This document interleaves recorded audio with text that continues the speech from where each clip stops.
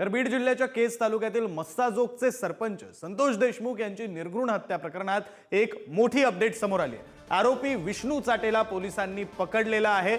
या हत्या प्रकरणातील अटकेत असलेल्या आरोपींची संख्या ही आता 4 वर गेली आहे। विष्णू चाटे हा हत्या आणि खंडणी प्रकरणामधील आरोपी आहे। विष्णू चाटे याच्यावर हत्येचा कट रचल्याचा आरोप आहे।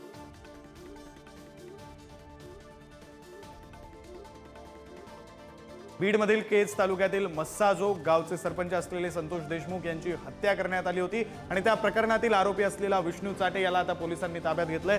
विष्णू चाटे हा खरं तर 2 प्रकरणातील आरोपी आहे। एक म्हणजे सरपंच देशमुख यांच्या हत्येचं प्रकरण आणि दुसरं म्हणजे जे प्रकरण खरं तर पैसे मागितल्याचं हप्ता मागितल्याचं जे प्रकरण आहे त्या प्रकरणामध्ये सुद्धा विष्णू चाटे हा आरोपी आहे आणि या दोन्ही प्रकरणांच्या अनुषंगाने आता विष्णू चाटेला पोलिसांनी ताब्यात घेतलेला आहे।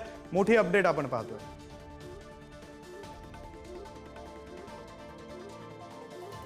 आपले प्रतिनिधी उदय नागरगोजे आपल्यासोबत फोन लाईन वरून जोडले गेलेले आहेत। आपण त्यांच्याकडून अधिकचा तपशील घेऊया। उदय, विष्णू चाटेला अटक करण्यात आलेली आहे, पोलिसांनी ताब्यात घेतलेला आहे, मोठी अपडेट आहे। खरं तर गावकऱ्यांचा अनेक दिवसांपासूनचा लढा सुरू होता की आरोपींना ताब्यात घेण्यात यावं। आत्ताची नेमकी काय स्थिती, पोलिसांकडून कशा प्रकारे तपास सुरू आहे?